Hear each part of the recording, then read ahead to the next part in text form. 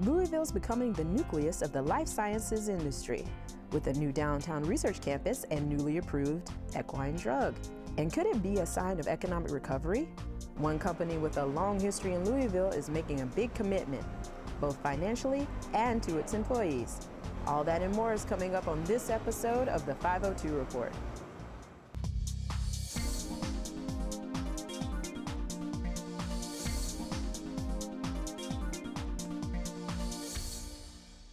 Hi, I'm Teresa and welcome to the 502 Report. Generations of UAW members have been employed at Louisville's Ford assembly plant.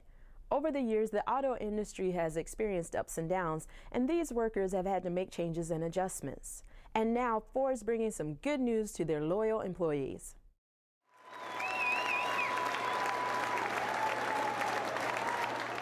It was a great day for Louisville and Ford assembly plant workers. I can tell you without a doubt that this facility has a very, very bright future.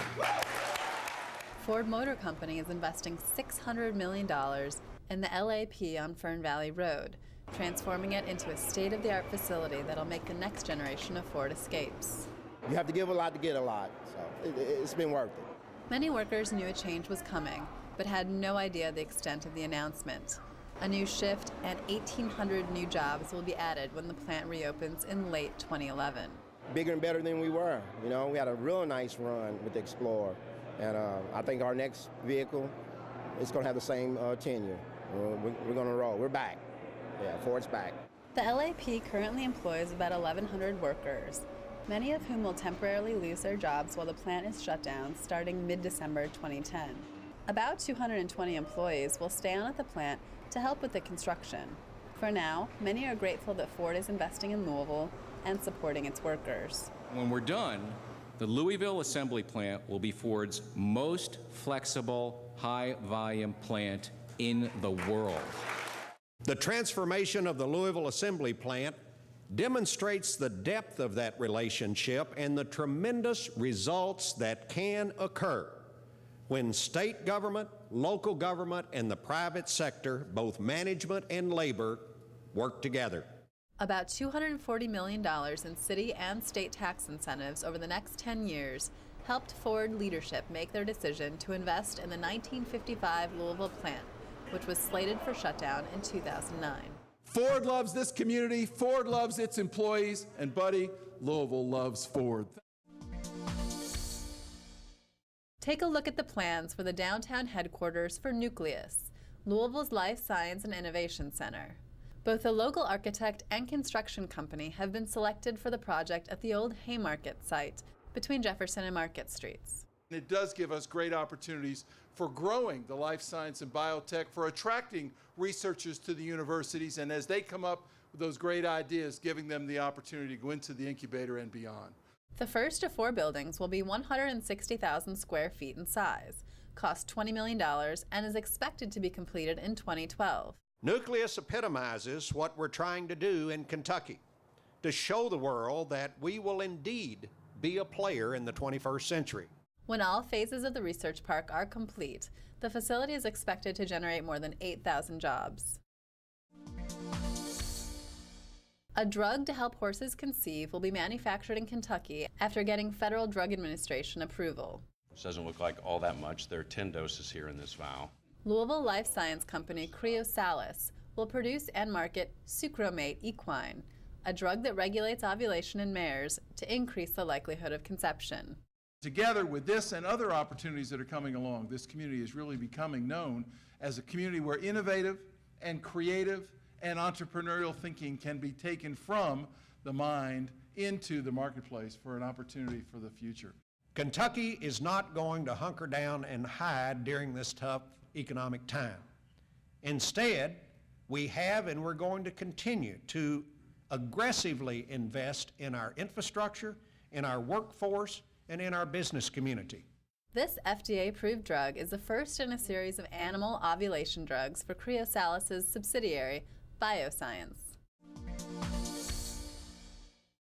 Here we go. And with the signing of that executive order, the mayor created a new Food Policy Advisory Council to help improve our local food system, making it more equitable and sustainable.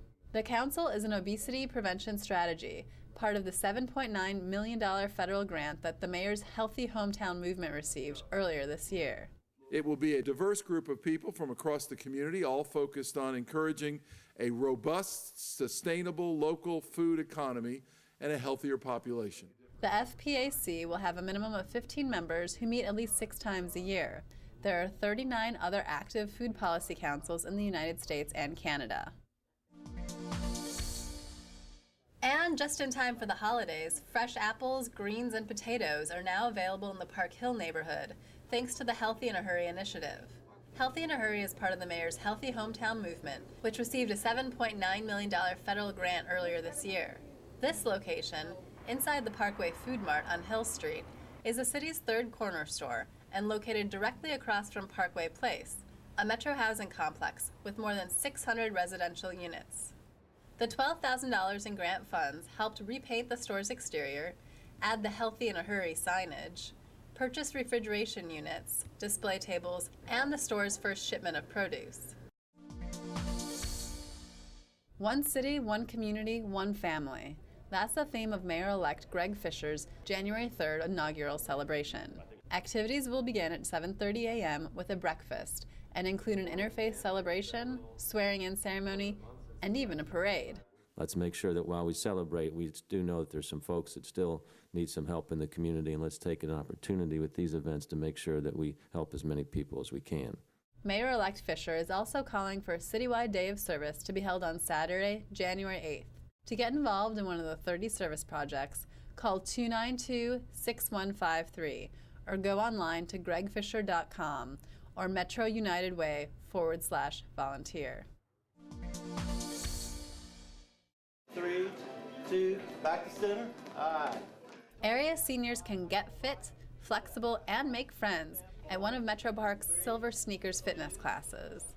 4 new locations have been added throughout the community: the Flagey Senior Center, Beachmont Community Center, California Community Center, and Sun Valley Community Center. They can come to our locations that we partner with at no cost to them. So the 4 community centers, we're really excited about them. It's just another great addition to our already premier network that we have in the Louisville area. And this allows us to have a diversified type programming throughout our rec centers and to provide different activities for our different seniors. So I think this is a wonderful program for us. And as the mayor said, we do get a little bit of money for it, and we'll be able to plow it back into the program itself. SilverSneakers is a national program available to eligible Medicare health plan members and group retirees at more than 10,000 participating locations nationwide. It encourages seniors to get out and stay healthy and active. There are more than 20 qualifying locations in Louisville and southern Indiana. For more information about SilverSneakers, visit silversneakers.com or call 888-423-4632. I still wear my 1966 championship ring. I've got my 1968 watch on. George Tinsley still remembers winning 3 NCAA championships in 4 years at Kentucky Wesleyan College. A young man with very low self-esteem, having an opportunity to play athletics and recognize your dream, get to travel around the world, participating in a D2 program, and all the other things and accolades that go along with.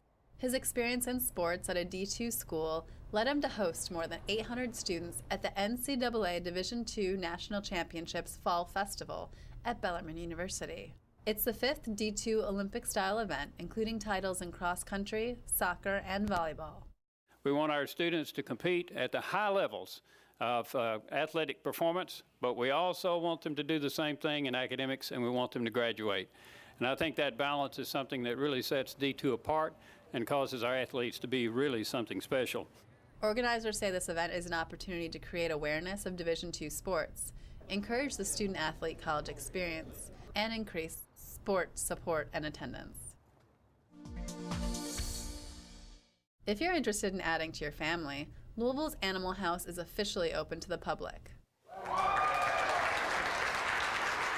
The Animal House is Metro Services' new $2.6 million state-of-the-art animal adoption center located on Newburgh Road. Congratulations, number one, goes to the animals. They now have a beautiful, state-of-the-art place to await their forever home. Congratulations to the citizens who now have a centrally located, again, state-of-the-art facility, welcoming, inviting to come and find a new pet. And also the employees and volunteers of Metro Animal Services. This has been a long time coming. The 10,000 square foot facility will have more room to showcase the many adoptable animals under the care of Metro Animal Services until they can find a permanent home. Last year, Metro Animal Services adopted out about 2,500 pets. With the experience of this house, we think, of the animal house, we think it'll jump up in a significant way. The adoption centers close Monday, but open Tuesday to Friday, 10 to 6, and Saturday and Sunday, noon to 5 p.m. For more information, go to LouisvilleAnimalHouse.com.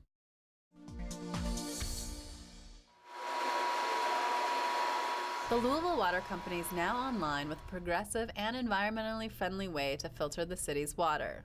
The real innovation takes place well below us where we stand today. Riverbank Filtration uses the earth as a natural filter for drinking water. Holes are dug deep into the ground, and as the water travels through the sand and gravel, it's naturally purified.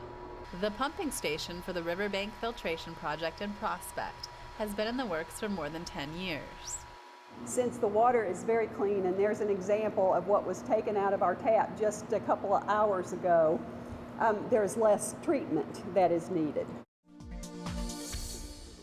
Louisville's bevy of events and festivals, along with the city's support of them, was recognized as the best in North America. I'd like to invite Mayor Jerry Abramson to the podium to accept an IFEA award on behalf of the city. Louisville is now considered a World Festival and Event City by the International Festivals and Events Association, an organization for members of the special events industry around the globe. Schnitzelburg has a festival. Germantown has a festival. The waterfront has a festival every day, it seems, when the weather is good. You put them all together and it creates an energy, it creates an excitement, it makes a difference. Louisville Metro government received an IFEA award for its Light Up Louisville, World Fest, Hike and Bike, and Mayor's Healthy Hometown events. And other individual awards were given to groups who put on events ranging from the Forecastle Festival to the St. James Art Show. Representing WFPK Radio and its Waterfront Wednesdays concert series, Program Director Stacy Owen. Well, that does it for this episode of the 502 Report. Thank you so much for watching, and be sure to join us for the next episode. And as always, let's keep it happening, Louisville.